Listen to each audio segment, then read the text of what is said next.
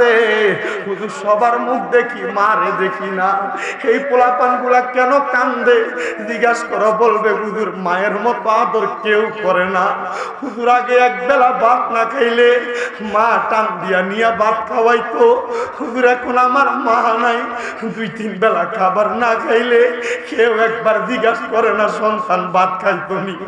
আগে কোনো অন্যায় করলে বাবা ধমক দিয়া টান দিয়া নিয়ে যাইতো, এখন কেউ একবার ধমক দেয় না। আব্বার কাছ থেকে 5-10 টাকা চাইয়া চাইয়া নিছ, এখন তোমার পকেটে টাকার অভাব নাই, আব্বারে চা খাওয়ার জন্য 10-5 টাকা দিতে পারো না। কি হইব তোমার টাকা দিয়া, কি হইব তোমার পয়সা দিয়া, যদি তুমি তোমার মা বাপরে শান্তি না করতে পারো।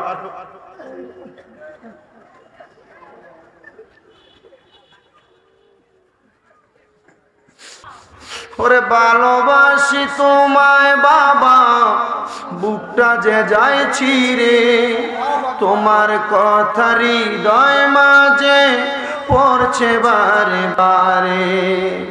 বাবা তুমি কেমন আছো ছোট মাটির ঘরে, তোমার কথা হৃদয় মাঝে পড়ছে বারে বারে।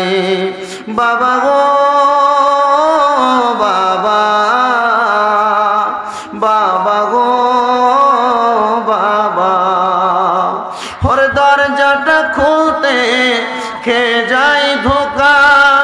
বাবা বুঝে বলছে এলে নাকি খোকা, বুকের ভিতরটা লড়ে চড়ে ওঠে, সবাই আছে শুধু মানে শুধু বাবা নেই। আল্লাহর হাবিব সাল্লাল্লাহু আলাইহি ওয়াসাল্লাম মসজিদে নববীর বারান্দার মধ্যে বসে সাহাবায়ে কেরামদের কাছে ওয়াজ করতেছেন। নবীজি কান্না করতেছেন। ছোট বাচ্চা দুধ না পাইলে এমন ভাবে কান্না করেন না, আমার নবী যেভাবে কান্না করেছেন। সাহাবায়ে কেরাম প্রশ্ন করেন, ইয়া রাসূলুল্লাহ, ইয়া হাবিবাল্লাহ, আপনি কেন এমন ভাবে কান্না করেন? নবীজি, আমার নবী রহমতের নবী বলতেছে, এই হাসরের ময়দান থেকে বান্দাদের 2টা জায়গা নির্ধারণ হবে। ইয়া রাসূলুল্লাহ, ইয়া হাবিবাল্লাহ, 2টা জায়গা কোন জায়গা? নবী আমার বলতেছেন 2টা জায়গার মধ্যে 1 নাম্বার হলো জান্নাত, 2 নাম্বার হলো জাহান্নাম। হে আমার উম্মতের দল, শুনে নাও, এই জাহান্নামী মানুষগুলা হাসরের ময়দানের মধ্যে বড় লাঞ্ছিত হবে, বড় বঞ্চিত হবে। এদের চেহারা দেখে দেখে অন্যান্য বান্দারা তাদের দিকে থুথু নিক্ষেপ করবে। এদের চেহারা দেখে দেখে ফেরেশতারা ধিক্কার জানাবে। ও মায়ার নবী, বুঝতে পারলাম না, আপনি নবী আমাদেরকে বোঝায়া দেন। এবার নবীজির প্রখ্যাত হাদিস বিশারদ, যিনার উপাধি ছিল খাদিমুর রাসূল, হযরতে আনাস ইবনে মালিক রাদিয়াল্লাহু তাআলা আনহু বলেন, আমার নবী বলেছেন, যারা জাহান্নামী মানুষ তাদের দুনিয়া থেকে লাঞ্ছনা এবং বঞ্চনা শুরু হয়ে যায়। ইয়া রাসূলুল্লাহ, কেমনে দুনিয়া থেকে লাঞ্ছনা বঞ্চনা শুরু হয়ে যায়? নবী বলেন, যারা বেনামাজি, যারা হারামখোর, যারা পরের হক মেরে মেরে খায়, যারা সমাজের মধ্যে বিশৃঙ্খলা দুর্নীতি নিয়ে ব্যস্ত থাকে, আমি নবী বললাম 1 নাম্বার, ওই ব্যক্তিটা বেঈমান হয়ে মারা যাবে। ওরে মুসলমানের দল, ওই বেঈমান এবং জাহান্নামী যখন মারা যাবে, মারা যাওয়ার পূর্বে আমার আল্লাহ তাআলার ফেরেশতা যিনি জান কবজ করে থাকেন, হযরতে আজরাইল আলাইহিস সালাতু ওয়াস সালাম, তার সামনে চলে আসে। আমার নবী বর্ণনা করেন আর চোখের পানি পালায়া পালায়া কান্দে। আমার নবী কান্না করতেছেন আর বলতেছেন, ওই আজরাইল যখন কোন বেঈমান, কোন জাহান্নামী ব্যক্তির শরীর থেকে তার রূহটা টান দিয়া নিয়ে যাবে, শরীর থেকে রূহটা টান দিয়া যখন নিয়ে যাবে, দুনিয়ার বান্দার দলেরা একটা জীবিত ছাগলকে, জীবিত বকরিকে টানাইয়া দিয়া শরীর থেকে চামড়াটা জীবিত ভাবে যেমন ভাবে টান দিয়া ছিললে বকরিটার যেমন কষ্ট হয়, একটা জাহান্নামীর শরীর থেকে রূহটাকে টান দিয়া বাগির করতে বেশি কষ্ট হয়। ওগো নবীজি, জাহান্নামী মানুষটা কি কষ্ট কি এখানে শেষ নাকি? আমার নবী বলে না, জাহান্নামী ব্যক্তিটার রুহুটা যখন তার দেহ থেকে ছিনে নেওয়া হয়, ওই রুহুটা যখন উপরের দিকে নিয়ে যাওয়া হয়, যেই দুইটা ফেরেশতা রুহুটাকে বহন করে, এই ফেরেশতাগুলা নাকের মধ্যে কাপড় দ্বারা আবৃত করে রাখে। ইয়া রাসূলুল্লাহ, কেন করে রাখে? আমার নবী বলে, ওই জাহান্নামী নিকৃষ্ট ব্যক্তি, যেই ব্যক্তি হারাম খায়, সুদ খায়, পরের হক মাইরা খায়, আল্লাহর ইবাদত থেকে দূরে থাকে, ওই ব্যক্তির দেহ থেকে এমন দুর্গন্ধ বাহির হয়, রহমতের ফেরেশতারা সহ্য করতে পারে না। জোরে জোরে পড়েন নাউজুবিল্লাহ। কবরেরই আযাব যদি মানুষ দেখি তো কবরেরই আযাবে যদি মানুষ দেখি তো ঘরবাড়ি সারিয়া পাগল হইতো। জাহান্নামের আযাব যদি মানুষ দেখি তো ঘরবাড়ি সারিয়া পাগল হইতো। মুসলমান রে, আল্লাহর নবী জাহান্নামীর মৃত্যুর অবস্থা বর্ণনা করে। আমার নবী বলে, জাহান্নামীর রূহটা যখন উপরের দিকে নিয়ে যাওয়া হবে, এবার অন্যান্য ফেরেশতারা বলবে, এই বান্দার রূহটা আমাদের কাছে আইনো না, আমরা তার রূহ গ্রহণ করতে পারবো না। ফেরেশতারা থুতু নিক্ষেপ করে, আযাবের ফেরেশতারা যখন থুতু নিক্ষেপ করে, এবার দুইজন গ্রহণকারী ওই ফেরেশতারা আসমানের দিকে জাহান্নামী বান্দার রূহটা নিয়ে যায়। আসমানের দরজা বন্ধ হয়ে যায়। আমার রাসূল বলতেছেন, এবার জাহান্নামী বান্দার রূহটা নিচের দিকে নিয়ে আসতে লাগে, নিচের দিকটা বন্ধ হয়ে যায়। ডানে নিতে যায়, ডান দিকের দরজা বন্ধ হয়ে যায়। বামে নিতে যায়, বাম দিকের দরজা বন্ধ হয়ে যায়। সামনে যায়, বন্ধ দরজা, পেছনে যায়, বন্ধ দরজা। এবার ফেরেশতারা প্রশ্ন করে, রাব্বে কারীম আল্লাহ, জাহান্নামী রূহ আমরা বহন করতে পারতেছি না, এটার বড় দুর্গন্ধ যার শরীর থেকে আসতেছে। ইয়া রাসূলুল্লাহ, এই দুর্গন্ধগুলা কিসের দুর্গন্ধ? নবী আমার ঘোষণা করে, এই দুর্গন্ধ অন্য কোনো দুর্গন্ধ না, এগুলা তার গুনাহের দুর্গন্ধ। ওগো নবী, তখন তাদের রূহটা কোথায় নিয়ে যাওয়া হবে? বলবে, আমার আল্লাহ তাআলা আদেশ দিবে, ফি নারি জাহান্নামা খালিদিনা ফিহা আবাদা। এদের রূহটা জাহান্নামের মধ্যে নিয়ে যাওয়া হবে। জবান খুলে জোরে জোরে পড়েন না নাউজুবিল্লাহ। ইয়া রাসূলুল্লাহ, ইয়া হাবিবাল্লাহ, নবীজি আপনার কাছে জানতে চাই, ওগো মায়ার নবী, ওগো দয়ার নবী, জাহান্নামের মধ্যে জাহান্নামের রূহটা কতদিন থাকবে? একদিন থাকবে, 2 দিন থাকবে, 3 দিন থাকবে, 4 দিন থাকবে? ওগো মায়ার নবী, রাহমাতুল লিল আলামিন নবী, আপনি নবী বলেন না? আমার নবী আল্লাহর কোরআন তেলাওয়াত করে শুনায়া দেয়, খালিদিনা ফিহা আবাদা, জাহান্নামের রূহটা জাহান্নামের মধ্যে চিরস্থায়ী হয়ে থাকবে, কোনোদিন জাহান্নাম থেকে বের হবে না। নবী আমার বলে, এমন ধিক্কার দেওয়া হবে জাহান্নামীদের রূহটা, তখন বান্দাটা রূহটা আফসোস করতে থাকবে আর আল্লাহর কাছে সময় চাইবে, আল্লাহ আমাকে অল্প একটু সময় দেন, দুনিয়াতে আমি নেক আমল করে আসি। তখন উত্তর আসবে, না বান্দা না, আর কোনো সুযোগ নাই। হায়াতে জিন্দেগিতে তুমি তোমার জিন্দেগি বরবাদ করে দুনিয়া থেকে কবরে আসছো। এবার আপনারা বলেন, আমরা আমাদের জিন্দেগিকে জাহান্নামী জিন্দেগি নয়, আমরা জান্নাতওয়ালা জিন্দেগি বানানোর দরকার আছে না নাই? আল্লাহুম্মা সাল্লি আলা মাদনাবি মাওলানা। আমরা সবাই হাজির হইলাম মায়ার নবীজির মাহফিলে, হায়রে দয়া করে কবুল করেন রাব্বে কারীম আমরা রে। আল্লাহুম্মা সাল্লি মুহাম্মদ নবী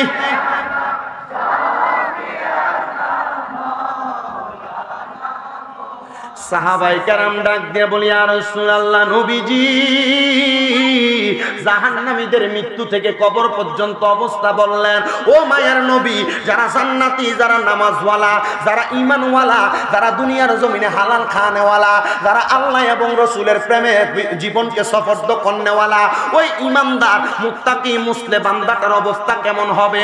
আমার নবী বলে উম্মতের দল, এক নাম্বার যখন কোন মুমিন বান্দা মারা যাবে, মুমিন বান্দা মারা যাওয়ার জন্য আজরাইল ফেরেশতা মুমিন বান্দার সামনে আসার আগে আমার আল্লাহর কাছ থেকে অনুমতি নেওয়া লাগবে। ও নবীজি, কেমনে গো অনুমতি নিবে গো? আপনি নবীর কাছে জানতে চাই। আমার নবী ডাক দিয়ে উম্মতের দলেরা শুনে নাও, ইমানদার বান্দা যখন দুনিয়ার জমিনে তার হায়াতের বাজেট শেষ হয়ে যাবে, ইমানদার বান্দা মৃত্যুবরণ করার আগে আমার আল্লাহ তাআলা আলমে আরোহা মানিক মালাইকা আলমে আরোহার জগতের মাঝখান থেকে দুইজন ফেরেশতা পাঠিয়ে দিবে। ইমানদার বান্দার সামনে আসবে ওই দুইটা ফেরেশতা আইসা, একজন ফেরেশতা ইমানদার বান্দার নাকের ডগার মধ্যে বসবে গো, আর একজন বান্দার আর একজন আইসা বান্দার মাথার কাছে বসবে। ইমানদার বান্দার মাথার কাছে আইসা ওই ফেরেশতাটা মাথাটার মধ্যে হাতটা বুলিয়ে দিবে। ইমানদার বান্দা ঘুমায়া যাবে। ইমানদার বান্দা মরণের জন্য কোনো টের পাবে না। এবার আজরাইল বলবে, আল্লাহ ও দয়াল আল্লাহ, আপনার কাছে জানতে চাই, ইমানদার বান্দা তো ঘুমায়া যায়, ইমানদার বান্দা তো ঘুমন্ত, এখন কি ইমানদার বান্দার রূহ কবজ করব নাকি? আমার আল্লাহ তাআলা ওই সময় ইমানদার বান্দার রূহ কবজ করার জন্য আজরাইল যখন অনুমতি চাইবে, আমার আল্লাহ বলবে, না রে আজরাইল না, আমার হাবিব দুনিয়াতে ঘোষণা করেছে, মিশকাতুল মাসাবির কিতাবুল ঈমানের মধ্যে হাদিস বর্ণনা, আমার নবী বলেছে, বিকাউলি লা ইলাহা ইল্লাল্লাহু মুহাম্মাদুর রাসূলুল্লাহ সাল্লাল্লাহু আলাইহি ওয়াসাল্লাম, কেউ যদি তার জবান দিয়ে কালিমা তৈয়বা পড়ে, ওই ব্যক্তি মরণের আগে কালিমা পড়া ছাড়া ইন্তেকাল করবে না, আজরাইল তার রূহ নিতে পারবে না। আজরাইল, ইমানদার বান্দা তো এখন ঘুমায় আছে, ইমানদার বান্দার রূহ তুমি কবজ করতে পারবে না। আজরাইল তখন ইমানদার বান্দার রূহ কবজ করার জন্য ইমানদার বান্দার বুকের মধ্যে এমন ভাবে থাবা দিব, ইমানদার বান্দার রূহ বের হবে না। ওই সময় ইমানদারের বুকের জবান খুলে যাবে, ওই সময় আজরাইলের সঙ্গে বুকটা কথা বলবে। ও আল্লাহ, বুক কেমনে কথা বলবে? আমরা তো জানলাম না, আমরা তো বুঝলাম না। আল্লামা জালালউদ্দিন মুহুল্লি রহমতুল্লাহ আলাইহি উনি বর্ণনা করে বলতেছেন, ইমানদার বান্দার বুকের মধ্য থেকে আওয়াজ আসবে, হে আজরাইল, এই বুক দিয়া তো রূহ কবজ করতে পারবা না। কেন কেন কেন? কারণ এই বুকের মধ্যে আল্লাহর কোরআন রাসূলের পাকের হাদিসের এলেম আছে। যদি এলেম না থাকে, আল্লাহর কোরআন রাসূলের মুহাব্বত আছে যদি না থাকে, এই বুক দিয়া সর্বক্ষণ অন্তরের মধ্যে আল্লাহ এবং রাসূলের ভালোবাসা প্রকাশ করেছে। এই জন্য ইমানদারের রূহ তুমি কবজ করতে পারবে না। জবান খুলে জোরে জোরে বলেন সুবহানাল্লাহ। ও বন্ধু, ও নবীর উম্মতের দল, ও আমার ডিজেল কলোনি, এই জামতলা এলাকার বাবারা, বন্ধুরা, এবার ইমানদার বান্দার মুখের মধ্যে আক্রমণ চালাইবো আজরাইল। জবান দিয়া কেমনে রূহটা বাগির করব রে? ওই সময় জবানের সঙ্গে আজরাইলের সঙ্গে কথোপকথন হবে। জবানের মধ্য থেকে আওয়াজ আসবে, রে আজরাইল, ও আজরাইল, আমি এই জবান দিয়া তুমি ইমানদারের রূহ কবজ করবা। এই জবানের মধ্যে জিক্রুল্লাহি ওয়া জিক্রুর রাসূল, আল্লাহর জিকির এবং রাসূলের জিকিরের স্মরণ ছিল। এই জবান দিয়া বান্দা যখন রুকু করত, সুবহানা রাব্বিয়াল আযীম পড়ত, সিজদা করত, সুবহানা রাব্বিয়াল আলা পড়ত। যেই জবান দিয়া আমার আল্লাহ তাআলার প্রশংসা করছে, আল্লাহ তাআলার ওয়াহদানিয়তের বর্ণনা দিছে, এই জবান দিয়া রূহ বাগির করতে পারবা না। এবার ইমানদার বান্দার মুখের মধ্যে একটা থাবা দেওয়া হবে। ইমানদার বান্দার মুখ দিয়া রূহ বাহির করা যাবে না। ইমানদার বান্দার কপালের মধ্য থেকে আওয়াজ আসবে, আমি ইমানদার, আমি মুমিন, আমি সর্বক্ষণ 5 ওয়াক্ত নামাজে আমার আল্লাহ তাআলার সিজদা দিয়ে কপালটার দামি কপাল বানাইছি।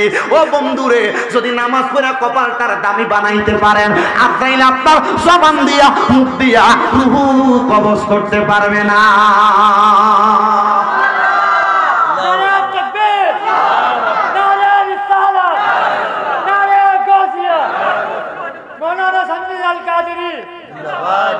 আর আপনি যদি মুমিন হন, আজরাইল আপনার রূহ নেওয়ার সামর্থ্য রাখে না, আজরাইল আপনার রূহ নেওয়ার ক্ষমতা রাখে না, যদি আপনি মুমিন হন। কেন? কারণ আজরাইল মুমিনের রূহ ততক্ষণ নিতে পারবে না যতক্ষণ মহান মনিবের পক্ষ থেকে আজরাইলের উপর আদেশ না আসবে। আপনি চিন্তা করছেন কোথায় হাত দিবে? আজরাইলের বুকের থাবা নিতে পারবেন? হাবিবি কিবরিয়া মুহাম্মদ মুস্তাফা সাল্লাল্লাহু আলাইহি ওয়াসাল্লাম হাসাইসুল কুবরার মধ্যে হাদিস শরীফ অত্যন্ত সুন্দরভাবে তুলে দেওয়া হয়েছে। নবীজি সাল্লাল্লাহু আলাইহি সাল্লাম আজরাইলের খাবার বর্ণনা দিচ্ছেন। নবীজি বলছেন, আল্লাহর কসম, আল্লাহি বিল্লাহি তাআলা, আমি রাসূল সাল্লাল্লাহু আলাইহি সাল্লামের কাছে আজরাইল রূহ নেওয়ার আগে অনুমতি নিয়ে আসছেন জিবরাইলের মাধ্যমে। আমি রাসূলের শরীর মোবারকের মধ্যে আজরাইল যখন হাত রাখছে, আমি রাসূল বলছি, আজরাইল সামান্য হাতের এত ওজন, আমার উম্মতকে তো কষ্ট দিয়ে মারা হবে না। ইয়া রাসূলুল্লাহ, আপনার রাসূল যদি মুমিন মুত্তাকি মুসলিম হয়, আপনার উম্মতকে কষ্ট দেওয়া হবে না। আপনি কষ্ট পায় মারা যায় কারা? কারা? যারা মুমিন মুত্তাকি মুসলিম হয় না।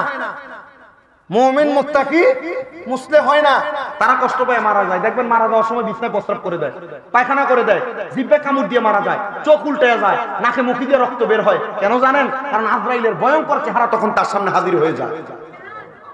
আপনি চিন্তা করে দেখছেন? পর্দার আড়ালে যে মা বোন দেখতেছেন, বেপর্দা হওয়ার আগে সাবধান, স্বামীর অবাধ্য হওয়ার আগে সাবধান। এখানে যারা বসেছেন, আপনারা পরের হক মেরে খাওয়ার আগে সাবধান হয়ে যান, আপনারা সুদ খাওয়ার আগে সাবধান হয়ে যান, দুর্নীতি করার আগে সাবধান হয়ে যান, মানুষের উপর অত্যাচার অনাচার করা থেকে সাবধান হয়ে যান। পূর্বে যারা মানুষের উপর অত্যাচার অনাচার করেছে, এদের অবস্থা ভালো হয় নাই, ফেরাউন নমরুদের মতো এদেরও পতন হয়েছে, এদেরও পতন হয়েছে। ভবিষ্যতে যারা করবে তাদেরও পতন হবে, তাদেরও পতন হবে। আল্লাহর কোরআনের আইনের সাথে কারা কারা একমত আছি, জান হাত তুলে দেখিয়ে দিই।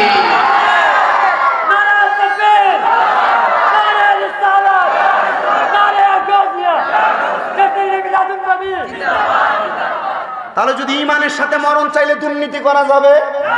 ইমানের সাথে মরণ চাইলে কখনো সুদ খাওয়া যাবে, হারাম খাওয়া যাবে, পরের হক মেরে খাওয়া যাবে, মিথ্যা বলা যাবে, ওজনে কম দেওয়া যাবে, বেপরদা চলা যাবে। আপনি কি মনে করেন ওয়াজের সাথে বেশি দরকার? যদি আমল করেন এতটুকু আলহামদুলিল্লাহ, আর যদি আমল না করেন, আমি তো নগণ্য মূর্খ। এখানে আমি যে বসছি না, আমি এই চেয়ারের যোগ্য না, বেশি মূর্খ। শুধু হয়তো আমাকে এই সোশ্যাল মিডিয়া আমাকে ধৈর্য এখানে বসাইছে। আমি যদি একটা কথা বলি, হয়তো মানুষ কিভাবে নেয় এটা আমি জানি না। তবে এতটুক মনে রাখবেন, আমার চাইতে বড় আমার উস্তাদের উস্তাদের উস্তাদ মুহাক্কিক আলেমও যদি এখানে এসে বয়ান দেয়, যদি আপনারা বয়ান শোনার পর জীবনে বাস্তবায়ন না করেন, এমন 10,000 আলেমের বয়ান শুনলে কোনো কাম হবে না। এই জন্য মনে রাখবেন, যদি বয়ান শুনেনও ছোট একজন আলেমের জবান থেকে শুনলো, এটা আমল জিন্দেগিতে বাস্তবায়ন করলে কাজে লাগবে। অন্যথা ওয়াজ শুই না কান সুখ করতে পারবেন, কোনো লাভ হবে না। আপনি মনে করছেন চট্টগ্রামে মাহফিল কম হয়? চট্টগ্রামে আবার ঈদে হিসাব করলে প্রতি বছরে 2 থেকে 2.5 লক্ষ মাহফিল হয়। প্রতি বছরে কয় লক্ষ? 2 থেকে 2.5 লক্ষ মাহফিল হয়। তো 2 থেকে 2.5 লক্ষ মাহফিল যে হয়, 2 থেকে 2.5 লক্ষ মানুষ প্রতি বছর যদি প্রতি মাহফিলে একজন করে হেদায়েত হইতো, প্রতি বছর প্রতি মাহফিলে একজন করে হেদায়েত হইতো, চট্টগ্রামের আনাচে কানাচে আল্লাহর ওলির অভাব থাকতো না। বলে যে কিভাবে বলেন, খেলাকারী ওলাও আল্লাহর ওলি হইতো, কিন্তু আল্লাহর ওলি নাই তো। কারণ আল্লাহর ওলি হবে কিভাবে? এ যখন 5 টাকার বুট বিক্রি করে, এ মুঠ করে দিয়ে নিচে দিয়ে এটা নিচে সিবাটাকে একবার ছোট করে দেয়। কথা বলে না কেন? তরকারিওয়ালা আল্লাহর ওলি হইতো, তো তরকারিওয়ালা আল্লাহর ওলি হয় না তো। সে ওজনে ঠিক মতো মাপ দিয়ে কম দেয়, দিয়ে একটা বাড়াইয়া দেয়, পরে বাড়িতে গিয়ে মাপ দিয়ে দেয়, বাড়াচ্ছি বাড়তিটা আর নাই, যা দিছে তা হয়ে আছে। কথা বলেন না কেন? আল্লাহর ওলি হবে কিভাবে? সমাজ দ্বারা পরিচালনা করে, মসজিদে কমিটি বানায়, সুদখোর গুলারে ঘুষখোর গুলাকে এলাকা পরিচালনা করে, সমাজের সবচাইতে নিকৃষ্ট ব্যক্তিগুলা নাই আপনাদের এদিকে। এগুলা সমাজের নেতৃত্ব দেওয়ার জন্য এদেরকে বানিয়ে দেয় সমাজের নেতা, উমক সুমক, কিন্তু এই ব্যক্তি সমাজের মানুষের জমি দখল করে খায়, মানুষের উপর অত্যাচার অনাচার করে খায়। আমি কারণ নাম নিয়ে কথা বলছি না। যারা অত্যাচার অনাচার করে মানুষের সম্পদ লুণ্ঠন করে খায়, এরা দুনিয়াতেও দোষী, আল্লাহর কাছে দোষী। দুনিয়ার বাথরুমের ময়লার চাইতে এরা নিকৃষ্ট। আর বেশি কিছু ওয়াজ লাগবে আপনাদের? চিন্তা করতেছে, হুজুর কথাগুলো কিভাবে আমাদের এলাকার সাথে মিলে গেল। এমন কীট পতঙ্গ শুধু আপনাদের চট্টগ্রামের ডিজেল কলোনিতে নয়, এমন কীট পতঙ্গ বাংলাদেশের বিভিন্ন আনাচে কানাচে প্রত্যেক জায়গায় আছে। মানুষ যদি এদেরকে বয়কট করে, মানুষ যদি এদের বিরুদ্ধে সোচ্চার হয়, তাহলে এদেরকে দমায় রাখা স্বাভাবিক বিষয়, কিন্তু আপনি পারবেন না। কেন? কারণ আপনি এর সালাম দেন ভয়ে। আসসালামু আলাইকুম না, ঠিক না? ভয়ে সালাম দেন না আসসালামু আলাইকুম, কারণ এ যদি সালাম না দিয়ে ধমক দিবে। আপনি ভয়ে সালাম দেন, ভয়ে সালাম দেওয়া বন্ধ করেন। ইমানের সাথে তবিয়ত শক্ত করে আপনি সালাম দেন। আপনি তাকে আজকে সালাম দেন, কালকে সালাম দেন, তৃতীয় দিন সালাম দেন, চতুর্থ দিন তাকে পরীক্ষা করেন। আমি 3 দিন তাকে সালাম দিলাম, দেখেন না সে আপনাকে উল্টে চতুর্থ দিন সালাম দেয় কিনা। যদি না দেয়, মনে করবেন সে সালাম পাওয়ার জন্য এইভাবে আসে। এই কথা বলে নাকি আছে না বাবা? বুঝতেছে হুজুর, আমার চোখের সামনে এমন 10-15টা প্রত্যেকদিন করে, ঠিক না? আল্লাহ, চিন্তা করছেন? আপনাদের কষ্ট হইতেছে কোন? ঠিক আছে, তোমাকে বসে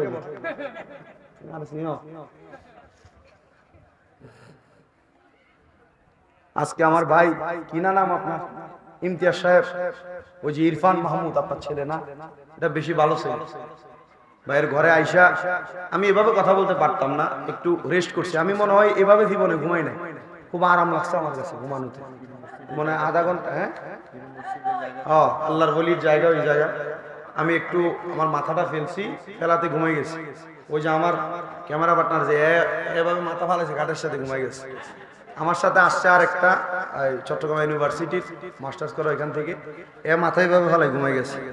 আমি চিন্তা করলাম, দেখছো আমি ঘুম থেকে আমাকে খাওয়ার জন্য ডাকতেছি, দেখছো এদের ঘুমের নমুনা, বোঝা গেছে যে আজকে কষ্ট বেশি হয়েছে। আসলে কষ্ট হয়, আপনারা বোঝেন না। 4 ঘন্টা, 3.5 ঘন্টা, 4 ঘন্টা যদি গাড়িতে বসে থাকে কেমন কষ্ট হয়, এটা শরীর একবারে বেশি টায়ার্ড করে ফেলে। আমার দেখেন, আপনি অনেকে চিন্তা করেন হুজুর আপনি তো ইয়াং জোয়ান মানুষ, আপনি তো এটা শরীরের শক্তি বেশি আছে। এই শক্তির কথা আপনারা বুঝাবো কিভাবে? প্রত্যেকদিন প্রত্যেক রাতে মাহফিল করলে শক্তি আর থাকে? এটা একবারে বেশি খারাপ হয়ে যায়।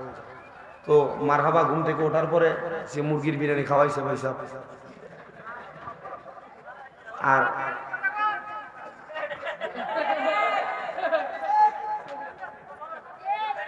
যেটা খাওয়াইছে আলহামদুলিল্লাহ, হয়তো ঘরওয়ালি যিনি, আলহামদুলিল্লাহ ওনার পাকের বরকত আছে। আর একটা চাও খাওয়াইছে, এটার চা পাতার গ্রান খুব মজা, এটা শরীর চাঙ্গা করে দিছে আর কি। তো এমন চাঙ্গা হয়ে লাভ হবে না যদি আপনি বরকত না হয়। কি বরকত? হালাল খাওয়াটা লাগবে। হ্যাঁ, কি খাওয়া লাগবে? বুঝি নাই, ও পেছনের এগুলো বলে না ভাইজান, কি খাওয়া লাগবে?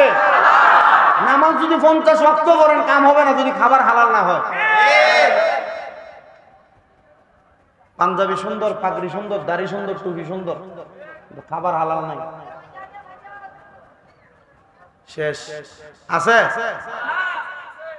এটা আর মানুষকে কিভাবে বুঝাইবেন আপনি?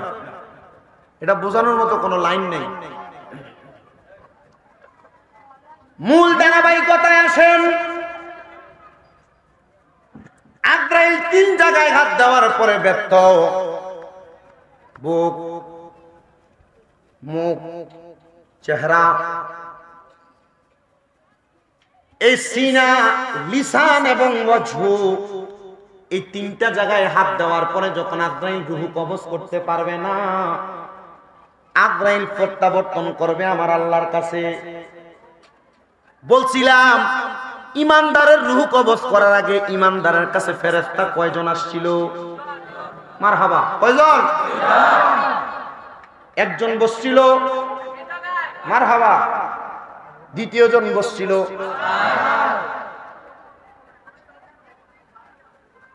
আল্লামা ইবনে হাজার আসকালানী রাহমাতুল্লাহ আলাইহি বলেন,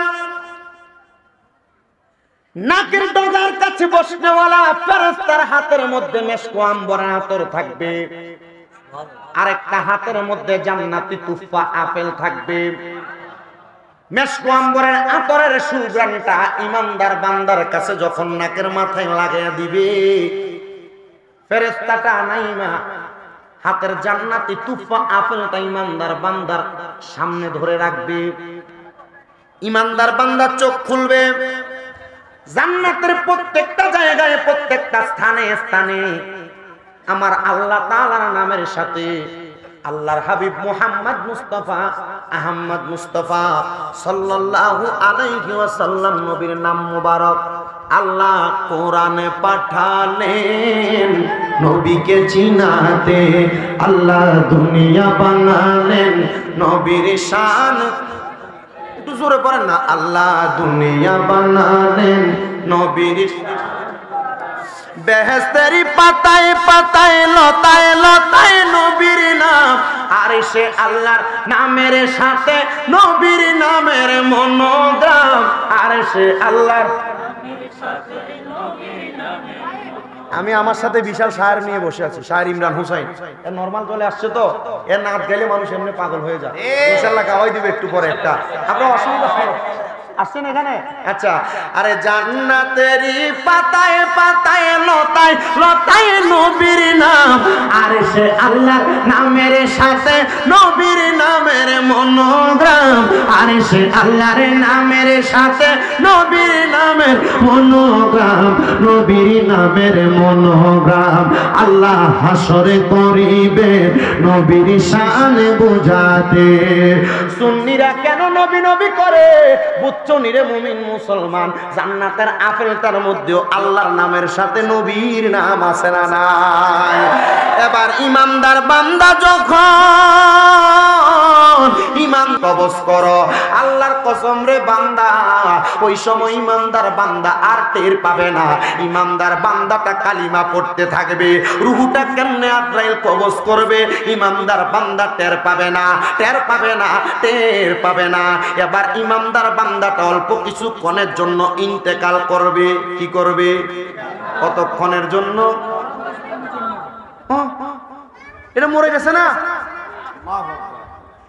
ইন্তেকাল শব্দটা বাবিল ফিআলের ওজনে জিজ্ঞাসা করবেন উলামায়ে কেরামকে ইন্তেকাল শব্দের অর্থ কি যদি বলে মারা যাওয়া তাহলে বলবেন হুজুর আপনি মূর্খ যদি বলে ইন্তেকাল শব্দের অর্থ স্থান পরিবর্তন করা বলবেন হুজুর আপনি ভালো আলেম কেন ইন্তেকাল করে মুমিন বান্দা মারা যায় না কারণ ওয়ালা তাকুলু লিমান ইয়াকুতালু ফি সাবিলিল্লাহি আমওয়াত বাল আহইয়া ওয়ালাকিন লা তাশউরুন যারা মুমিন বান্দা আল্লাহর রাস্তায় চলে যায় যারা দুনিয়াতে নেক আমল করে মারা যায় এরা মৃত না আল্লাহ কয় বাল আহইয়াউন এরা জিন্দা ওয়ালাকিন লা তাশউরুন এদেরকে যারা মরা বলে তারা নির্বোধ তারা বোকা তারা বুঝে না এজন্য আল্লাহর ওলিরা মরা নয় রে মরা নয় মুমিন বান্দারা মরা নয় হক্কানি রব্বানি পীর মাশায়েখরা মরা নয় বলে হুজুর তাহলে যদি মরা না হয় তাদের মাজার ভাঙে তারা কেন কিছু করে না সমস্ত বাংলাদেশে যখন মাজার ভাঙে সব উলামায়ে কেরাম মাজার ভাঙার বিরোধিতা করে আমি বলছি মাজার ভাঙতেছে আরো কয়েকটা ভাঙতে দাও আমারে কয়েকজন আমার সুন্নি ভাই বলতেছে কি বলেন এগুলো আপনার মুখে এমন কথা মাজার ভাঙতেছে ভাঙতে দাও এটা আবার কেমন কথা শুনেন একটা ছোট্ট ওয়াকিয়া কারগুজারি আপনাদেরকে শোনায়া দেই ভারতের জমিনে হযরতে খাজা মুঈনুদ্দিন চিশতির দরবার আপনাদের দরবার আপনাদের দোয়ার বরকতে ওই ভারতে আল্লাহ আমারে 63 বার নিয়ে গেছেন ওই খাজা মুঈনুদ্দিন চিশতির দরবার ভাঙার জন্য ভারতের একজন বাদশা আসছিলেন কিন্তু বাবা ভাঙতে পারেন নাই খাজা মুঈনুদ্দিন চিশতির দরবারে আসার আগে 101টা না যেন 99টা মাজার ভাঙছিলেন উনি বলছেন আমি সালাম দিব জবাব না পাইলে মাজার ভাঙ্গা ফালাবো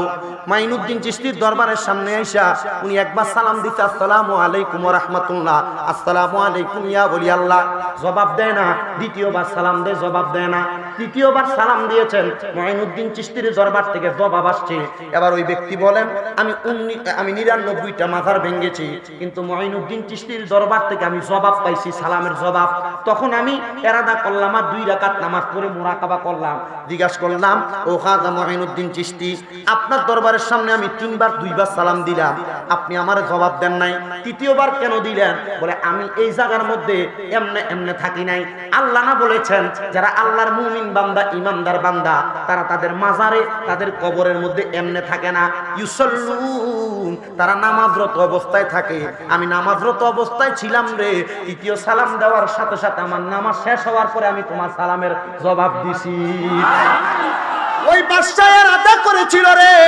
99টা মাজার আমি ভাঙছি ভারতের জমিনে। ওই 99টা মাজার ওই বাদশাহ নিজের হাতের মধ্যে ঘরাইয়া দিছে।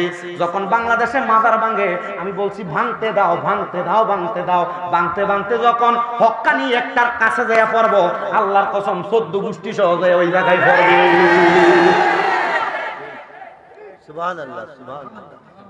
ভারতের জমিনে 99 আল্লাহর ওলি জবাব দেয় নাই রে, জবাব দেয় নাই, একজন দিছে। এমন একজনের পাল্লায় পড়লে মাজার ভাঙার স্বাদ মিঠা যাইব। আল্লাহর কসম, এতদিন পর্যন্ত আমরা মাজার পূজারি কইছে, কিছুদিন আগে দুর্গা পূজার ভিতরে তারা যাইয়া দুর্গা পূজার মূর্তি পূজা করে। আমার বিবেক বাধা দেয়। আমি কারোর বিরোধিতার উদ্দেশ্যে কথা বলি না। আমাদের দিনে জাতির পিতা হযরত ইব্রাহিম খলিলুল্লাহ উনি বাইতুল্লাহর মূর্তি ভাঙ্গা বাইতুল্লাহ নির্মাণ কইরা বাইতুল্লাহতে নামাজ চালু করছে, আর আমরা মুসলমানরা মূর্তি পূজা দিতেছে। আবার দোয়া করে আসছে আগামী 13 জাগরণ পাবে হোক। বলে হুজুর আপনি হিন্দুদের বিরোধিতা করছেন। আল্লাহর কসম, হিন্দুদের বিরোধিতা করা আমার উদ্দেশ্য নয়। ওনারা সংখ্যালঘু, ওনারা ওনাদের মতো থাকবে। মুসলমান ওনাদের সাথে দ্বন্দ্ব করবে না, মুসলমানদের সাথে মারামারিও করবে না, এদেরকে হিংসা করবে না। তবে মুসলমানের ইমানি খাসলত মূর্তিও ভাড়া দিবে না। আপনি কে বলছেন? আপনার কে শিখেছে এগুলা? ফাজলামি করেন, আপনি মুসলমান দাবি করেন, আপনি না মুমিন। আপনার কানের ভিতরে আপনি জানেন না মুসলমান গানের আওয়াজ শুনলে গানের ভিতরে 2 আঙ্গুল দ্বারা এভাবে কান বন্ধ করে দেওয়ার কথা হাদিস শরীফের ভিতরে আল্লাহ রাসূল বলছে। এখানে যে গান বাজনা হইছে আপনি যে এগুলোই শুনছেন। আল্লাহর রাস্তে মাপ চাই, ক্ষমা প্রার্থনা করি। মুসলমানের ছেলে দাবি করলে এগুলাতে যাবেন না। আল্লাহ আপনার কাছে ক্ষমা প্রার্থনা করি, আমার যেই ভাইরা এগুলাতে লিপ্ত ছিল এদেরকে এখান থেকে হেফাজত করে। ভাই আল্লাহর কসম, আমি কোন দল মতের বিরোধিতা করা আমার উদ্দেশ্য নয়। দল থাকতে পারে, মত থাকতে পারে, আকীদা আলাদা হতে পারে। মুসলমান আল্লাহর কোরআন রাসূলের ইজ্জতের চাদর ধরে টানাটানি করলে দলমত নির্বিশেষে একসাথে হয়ে মাঠে নামতে হবে। কিন্তু এই কথা অন্তরে রাখেন, ইমানি যে পাওয়ার, ইমানি চেতনা, এটা তো বন্ধ করে দেওয়া যাবে না। ইমানের তো বিক্রি করে দেওয়া যাবে না, ইমান তো শেষ করা যাবে না। আল্লাহ আমাদের ইমানকে হেফাজত করুন, ইমানকে হেফাজত করুন, ইমানকে হেফাজত করুন। তো যেই কথা বলতেছিলাম, ইমানদারের রূহ যখন কবজ করবে, ইমানদারের জবান দিয়ে কি বের হবে? বাতাস বের হবে। বলেন না কি বের হবে? ইমানদারের রূহ কবজ করবে, কিছুক্ষণের জন্য ইমানদার বান্দা ইন্তেকাল করবে, মানে স্থানান্তর হবে, জায়গা পরিবর্তন করবে। ইমানদার বান্দা দুনিয়া থেকে যাওয়ার পরে, ইমানদার বান্দার রূহটা কবজ করার পরে ইমানদার বান্দা কোনো কথা বলবে না। রূহ যখন ফিরিয়ে দিবে, ইমানদার বান্দা চক্ষুটা খুইলা দেখবে চারদিকে বড় সুন্দর আর সুন্দর, অত্যন্ত মায়াবী, অত্যন্ত সুন্দর দেখা যায়। ইমানদার বান্দা বলবে, ফেরেশতা এই জায়গাটা কোন জায়গা গো? বলে এই জায়গাটা আর অন্য কোনো জায়গা না, এই জায়গাটা হইল জান্নাত। বান্দা তুমি যেইটার আকাঙ্ক্ষায় ছিলা, আমার আল্লাহ তোমার আকাঙ্ক্ষা পূরণ করে দিয়েছে। ও মুসলমান রে, এই ইমানদার এবং বেঈমান 2 প্রকার জাতিকে হাসরের ময়দানের মধ্যে যখন উপস্থিত করবে, মূল ওয়াজের ধারাবাহিকতা 1.5 ঘন্টার উপরে হয়ে যায়। আপনাদেরকে সামনে নিয়ে আমি বসেছি, বেশিক্ষণ আর আমি আপনাদেরকে নিয়ে কষ্ট দিব না। ইমানদার এবং বেঈমানরা যখন হাসরের ময়দানে উপস্থিত হবে, নবী আমার বলে মুমিন বান্দার চেহারাটা হবে বড় হাস্যোজ্জ্বল, নূরানি। ইমানদার বান্দাটা, মুমিন বান্দাটা ওই নূরানি চেহারা নিয়ে হাসরের ময়দান থেকে হাসতে হাসতে হাসতে হাসতে জান্নাতের মধ্যে চলে যাবে। কিন্তু যারা বেঈমান, যারা দুনিয়ার জমিনের মধ্যে ঈমান গ্রহণ করে নাই, যারা দুনিয়াতে মুমিন দাবি করেছে, ঈমানের যে খাসলতের কাজগুলা তারা করে নাই, ওই মানুষগুলা দুনিয়া থেকে কবরে যাওয়ার পর তারা বড় লাঞ্ছনা পাবে, বঞ্চনা পাবে। হাসরের ময়দানে উলঙ্গ অবস্থায় থাকবে, সূর্যটা তাদের মাথার 4 আঙ্গুল উপরে থাকবে, তাদের মগজগুলা টকবক করে পুত্রে উঠবে, তাদের পেটের নাড়ি বুড়িগুলা তাদের পেট থেকে এমন ভাবে বের হবে মনে হবে তাদের পেছন দ্বারা দড়ি দ্বারা বেঁধে দেওয়া হয়েছে। আমার নবী বলে শুধু তাই নয়, ও উম্মতে মুহাম্মদীর দলেরা যারা বেঈমান হবে তারা পানির জন্য পিপাসায় কাতর হয়ে যাবে। ইয়া রাসূলুল্লাহ, হাসরের ময়দানে ওই বেঈমান বান্দাদের প্রতি কি এই রহমটা করা হবে নাকি? আমার নবী বলে না, যখন বলবে পানি পানি, তাদেরকে গরম একটা লোহার উত্তপ্ত গ্লাস হাতের মধ্যে দিয়ে দেওয়া হবে। ওই পানির পাত্রটার মধ্যে অন্যান্য জাহান্নামীদেরকে পুরানোর কারণে যেই রক্ত এবং পুঁজগুলা তৈরি হয়েছে, হাদিস শরীফে এদেরকে তিনাতুল খাবার বলেছে, রক্ত এবং পুঁজ। ওই রক্ত এবং পুঁজ বেঈমানদেরকে দেওয়া হবে খাওয়ার জন্য। এ মুসলমান, একটু কি অন্তরের ভিতরে মায়া লাগে না? নামাজটা ছাড়ার আগে একবার কি চিন্তা করো না, আল্লাহ তোমার কবরে কি শাস্তি দিব, হাসরের ময়দানে কি বিয়াজ্জতি করব, মৃত্যুর সময় কত কষ্ট দিয়া রূহ কবজ করব। আমার পর্দার অন্তরালের মা ও যুবক ভাইয়েরা, পারলে দাও তোমার পাও আমার সামনে দাও, আমি আমার দিব্যা দিয়া তোমার পাওটা পরিষ্কার কইরা দে। তবু এরাদা করো, আজকে ডিজেল কলোনির মাহফিল, জালতলা চট্টগ্রামের মাহফিল থেকে ওয়াদা করো কোনোদিন নামাজ ছাড়বা না, আল্লাহর ইবাদত ছাড়বা না, আল্লাহর সঙ্গে শিরিক করবা না, আরেকটা কাজ করবা না, তোমার ঘরের মধ্যে মা বাবা থাকলে তাদের মনের মধ্যে কষ্ট দিবা না। আমার আল্লাহ তাআলা কুরআনুল কারীমের মধ্যে বলেন, ওয়া'বুদুল্লাহা ওয়া লা তুশরিকু বিহি শাইআ ওয়া বিল ওয়ালিদাইনি ইহসানা। আল্লাহ বলে, বান্দা তোমরা আমি আল্লাহর ইবাদত করো, আল্লাহর সঙ্গে শিরিক কইরো না, এবং তোমরা তোমাদের মা বাবার খেদমত করো। আজকের মাহফিলে এত মানুষ প্যান্ডেল পুরা বাহিরে দাঁড়ায় আছে, প্রজেক্টরের মাধ্যমে পর্দার অন্তরালের মা বোনেরা দেখতেছেন, ছাদ থেকে অনেকে দেখতেছেন, রাস্তাঘাটে দাঁড়ায় দাঁড়ায় হয়তো অনেকে দেখতেছেন। সবার পায়ের মধ্যে হাতটা রাইখা বলি, নামাজ পড়বেন, শিরিকও করবেন না। কিন্তু যদি আপনি আপনার ঘরের মধ্যে দুইটা মা বাবার মনে কষ্ট দিয়া আমি শামীম ব্রাদার ওয়াজ শোনার জন্য আসেন, আপনার মতো শ্রোতার আমি শামীম ব্রাদার দরকার নাই। ওয়াদা করেন, যদি মা বাবার মনে কষ্ট দিয়ে আসেন, আম্মা আব্বারে বাত না দিয়া থাকেন, আম্মা আব্বার কলিজার মধ্যে আঘাত দিয়া থাকেন, কোনোদিন আম্মা আব্বারে ধমক দিয়া থাকেন, এখান থেকে বাড়িতে যাইয়া আম্মা আব্বার পাগুলার মধ্যে ধরে বলবেন, মা ও আমার আব্বাদান, আল্লাহর হস্তে আমি সন্তানকে মাফ করে দেন। যতক্ষণ পর্যন্ত আপনার মা বাবা মুখ দিয়া বলছে মাফ করে দিছি, ততক্ষণ পর্যন্ত মা বাবার পাও ছাড়বেন না। বলে, হুজুর কেন গো? কারণ আপনার মা বাবা মাফ না করলে নামাজ কবুল হবে না, রোজা কবুল হবে না, হজ কবুল হবে না, যাকাত কবুল হবে না। অনেক সন্তান আছে বাইয়ে বাইয়ে ঝগড়া করে মা বাপরে আলাদা করে দিছে, অনেক সন্তান আছে মা বাপরে খাবার দেয় না।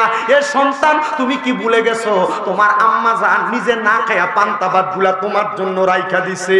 মা চিন্তা করছে আমার সন্তান সকাল বেলায় আসছে, আমার সন্তান রৌদ্র দিয়ে আসার পরে পান্তা ভাতটা খাইলে কলিজা ঠান্ডা হবে।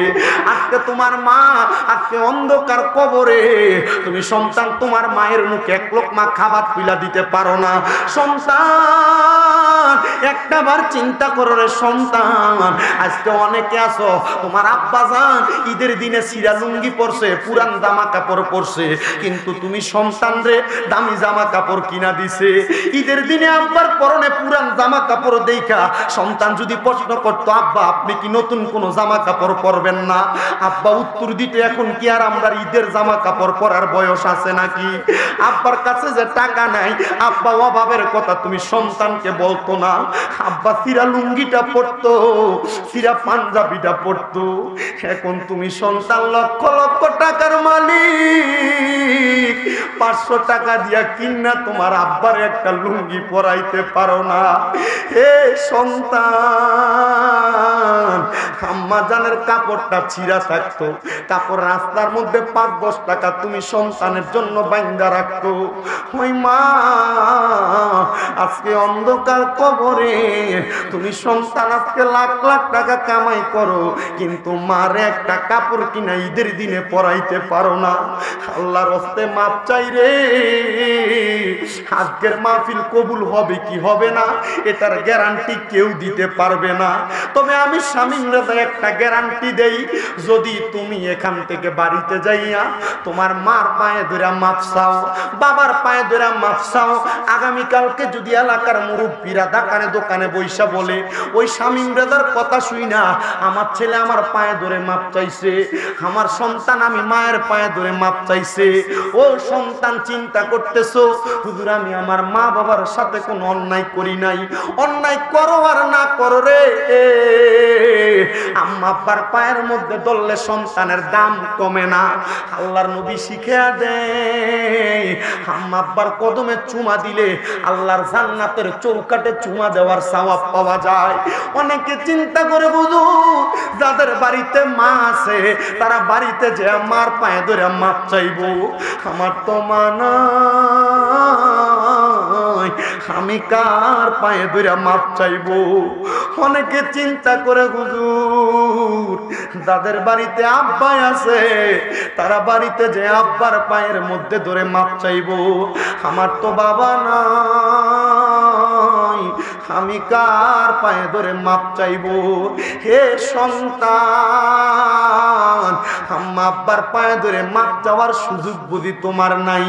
আল্লাহর নবী শিখিয়ে দেয় কোন সন্তানের মা মারা যাওয়ার পরে বাবা মারা যাওয়ার পরে আল্লাহর দরবারে রব্বির হামহুমা কামা রব্বায়ানি সগীরা বইলা চোখের মনি কোঠার মধ্যে একটা মাছির মাথা পরিমাণ পানি ছাইরা দিয়া কান্না করলে ওই পানি মাটিতে পড়ার আগে আমার আল্লাহ তার মা বাবার জীবনের গুনাহ মাফ করে দেয়। সন্তান রে আম্মা আব্বা যদি কবরে থাকে আখিরি মুনাজাতের মধ্যে মা বাবার জন্য একটু অন্তরটা খুইলা খুইলা দোয়া করবা, অন্তরটা খুইলা দোয়া করবা আল্লাহ যেন সবার মা বাপরে মাফ করে দেয়। পর্দার অন্তরালে অনেক মাইয়ারা কান্দে, এখানে অনেক ছেলেরা কান্দে, জিজ্ঞাসা করো ও মুরব্বী বাবা কেন কান্না করেন, চোখের পানিগুলা কেন ফালাইয়া কান্দেন? উনি বলবে হুজুর বাড়িতে যে সবার মুখ দেখি কিন্তু জনম দুঃখী মা বাবার মুখ দেখি না। অনেক সন্তান কান্দে হুজুর সবার মুখ দেখি মারে দেখি না। এই পোলাপান গুলা কেন কান্দে জিজ্ঞাসা করো, বলবে হুজুর মায়ের মতো আদর কেউ করে না। হুজুর আগে এক বেলা ভাত না খাইলে মা টান দিয়া নিয়া ভাত খাওয়াইতো, হুজুর এখন আমার মা নাই, 2-3 বেলা খাবার না খাইলে কেউ একবার জিজ্ঞাসা করে না সন্তান ভাত খাইতো নি। আগে কোনো অন্যায় করলে বাবা ধমক দিয়া টান দিয়া নিয়ে যাইতো, এখন কেউ একবার ধমক দেয় না। আব্বার কাছ থেকে 5-10 টাকা চাইয়া চাইয়া নিছ, এখন তোমার পকেটে টাকার অভাব নাই, আব্বারে চা খাওয়ার জন্য 10-5 টাকা দিতে পারো না। কি হইব তোমার টাকা দিয়া, কি হইব তোমার পয়সা দিয়া যদি তুমি তোমার মা বাপরে শান্তি না করতে পারো?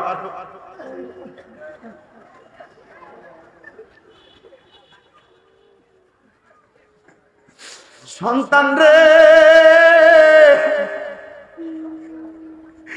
বাড়িতে গেলে স্ত্রী ভাতগুলা ফালাইয়া রাখে, আর মা জননী লাকড়ির চুলার মধ্যে গরম ভাত কইরা দেওয়ার জন্য মা জননী রাত্রবেলা বের হইয়া যাইত। বাড়িতে আসতে দেরি হইলে আম্মা আব্বারে বলতো দেখেন না রাস্তাটা আগে আমার পুত্রানি আইতাছে। অসুস্থ হইয়া গেলে মাথাটার কাছে মা বইসা থাকতো। সন্তান এখন কেউ একবার মাথাটার মধ্যে হাত দিয়েও দেখে না।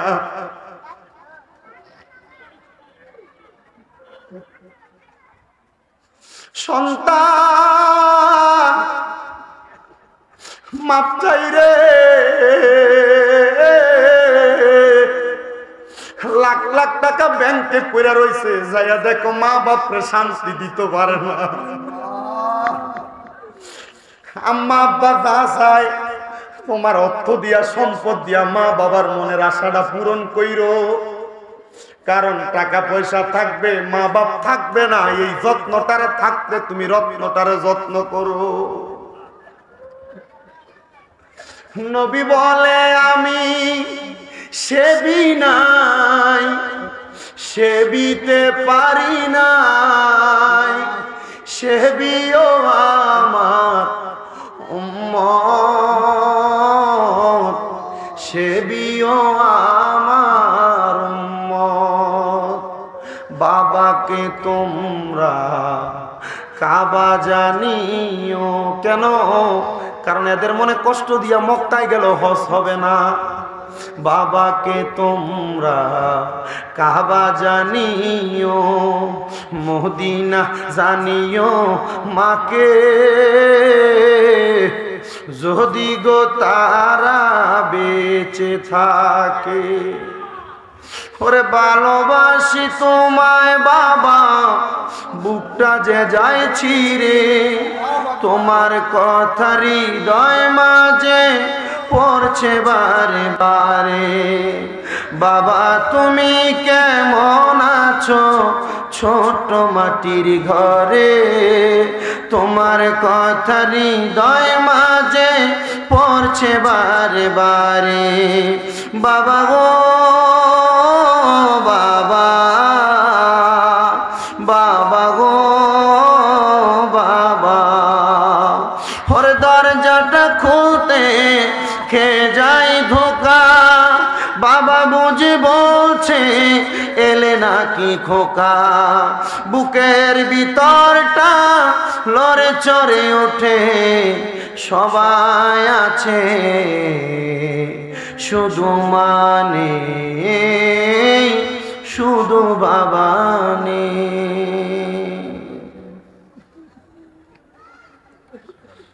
সন্তান, এ সন্তানের দল, আজকে থেকে ওয়াদা করো কোনদিন ওই মা বাবার মনে কষ্ট দিবা না। আম্মা আব্বার কদমে হাত দিয়া মাপ চাইবা।